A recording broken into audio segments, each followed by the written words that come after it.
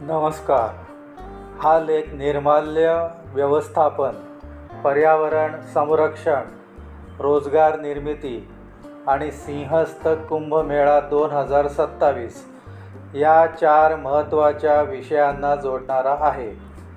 हा उपक्रम फक्त कचरा व्यवस्थापनापुरता मर्यादित नसून कचऱ्यापासून संपत्ती, वेस्ट टू वेल्थ या संकल्पनेवर आधारित आहे. लेखाचा सविस्तर अर्थ पुढीलप्रमाणे. निर्माल्य म्हणजे काय? मंदिरात देवाला अर्पण केलेली फुले, हार, पाने, तुळस, बेलपत्र, नारळाची शेंडी, अगरबत्तीची राख, फळांचे अवशेष इत्यादी पूजेनंतर उरणाऱ्या वस्तूंना निर्माल्य म्हणतात. भारतीय संस्कृतीत निर्माल्याला पवित्र मानले जाते. त्यामुळे अनेक भक्त ते नदीत, तलावात किंवा इतर ठिकाणी विसर्जित करतात. यामुळे पर्यावरणाची मोठी हानी होते. समस्या काय आहे? विशेषतः सिंहस्थ कुंभमेळ्यासारख्या मोठ्या धार्मिक कार्यक्रमांमध्ये लाखो भाविक येतात. त्यामुळे दररोज हजारो किलो निर्माल्य जमा होते. जर त्याचे योग्य व्यवस्थापन झाले नाही तर नद्या प्रदूषित होतात, पाण्यातील प्राण्यांवर परिणाम होतो, दुर्गंधी निर्माण होते, रोगराई वाढू शकते, शहरातील कचरा व्यवस्थापनावर अतिरिक्त ताण येतो. आता काय बदलणार आहे? सिंहस्थ कुंभमेळा प्राधिकरणाने अत्यंत महत्त्वाचा निर्णय घेतला आहे. यापुढे निर्माल्य फेकले जाणार नाही, तर त्याचे स्वतंत्र संकलन, वैज्ञानिक प्रक्रिया, मूल्यवर्धन केले जाईल. संकलन कसे होईल? मंदिर परिसरात स्वतंत्र संकलन केंद्रे उभारली जातील. भाविकांनी देवाला अर्पण केलेले निर्माल्य थेट त्या केंद्रात जमा करायचे. नंतर विशेष वाहनांद्वारे ते प्रक्रिया केंद्रात नेले जाईल. यामुळे नदीत निर्माल्य जाणार नाही. वैज्ञानिक प्रक्रिया म्हणजे काय? फुले आणि इतर नैसर्गिक पदार्थ विविध प्रक्रियांमधून जातील. उदाहरणार्थ, 1. वर्गीकरण. फुले वेगळी, पाने वेगळी, नारळ वेगळे, इतर साहित्य वेगळे. 2. स्वच्छता. त्यातील प्लास्टिक, दोरे, रिबिनी यासारख्या वस्तू काढून टाकल्या जातील. 3. प्रक्रिया. यानंतर वेगवेगळ्या उत्पादनांसाठी वेगवेगळ्या प्रक्रिया केल्या जातील. निर्माल्यापासून काय तयार होऊ शकते? लेखात विशेषतः उल्लेख आहे. 1. कंपोस्ट खत. फुलांचे सेंद्रिय खत बनवता येते. हे शेतीसाठी अत्यंत उपयुक्त असते. 2. अगरबत्ती. वाळलेल्या फुलांपासून सुगंधी अगरबत्ती तयार करता येते. आज भारतातील अनेक महिला बचत गट हे काम यशस्वीपणे करत आहेत. 3. धूप. मंदिरातील फुलांपासून धूप तयार करता येतो. 4. नैसर्गिक रंग.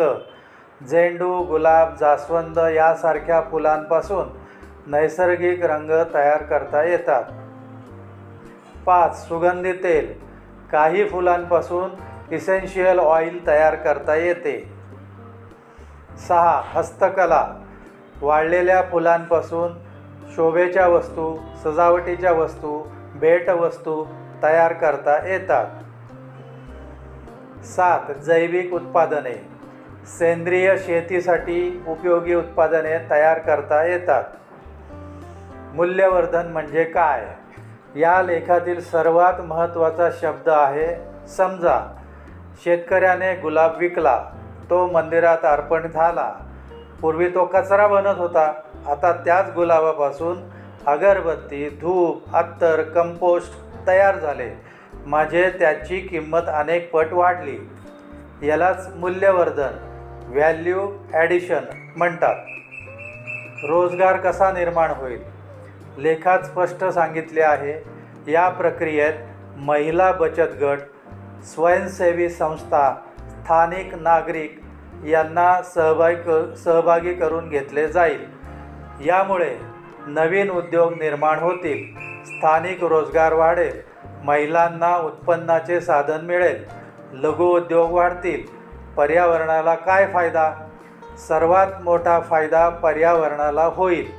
उदाहरणार्थ, नदी स्वच्छ राहील, कचरा कमी होईल, सेंद्रिय खत तयार होईल, प्रदूषण कमी होईल, प्लास्टिक वेगळे केल्यामुळे पुनर्वापर होईल. सिंहस्थ कुंभमेळ्याच्या दृष्टीने महत्त्व. नाशिक त्र्यंबकेश्वर येथे सिंहस्थ कुंभमेळ्यात कोट्यावधी भाविक येतात. जर हा प्रकल्प यशस्वी झाला तर भारतातील सर्वात मोठे धार्मिक कचरा व्यवस्थापन मॉडेल तयार होईल. इतर तीर्थक्षेत्रांनाही याचा आदर्श मिळेल. धार्मिक श्रद्धा आणि पर्यावरण संरक्षण यांचा सुंदर समन्वय साधला जाईल. भारतासाठी याचे महत्त्व. हा प्रकल्प फक्त नाशिकपुरता मर्यादित नाही. यातून पुढील संकल्पना मजबूत होतात. स्वच्छ भारत अभियान, हरित अर्थव्यवस्था, ग्रीन इकॉनॉमी, परिपत्र अर्थव्यवस्था, सर्क्युलर इकॉनॉमी म्हणजे वापरलेल्या वस्तू पुन्हा उपयोगात आणणे, कचऱ्यापासून संपत्ती, वेस्ट टू वेल्थ, शाश्वत विकास, सस्टेनेबल डेव्हलपमेंट. या उपक्रमाची भविष्यातील क्षमता. जर हा प्रयोग यशस्वी झाला तर पुढे भारतातील प्रमुख तीर्थक्षेत्रांमध्येही तो राबवता येईल, जसे की वाराणसी, उज्जैन, हरिद्वार, तिरुपती, शिर्डी, पंढरपूर, कोल्हापूर, अयोध्या.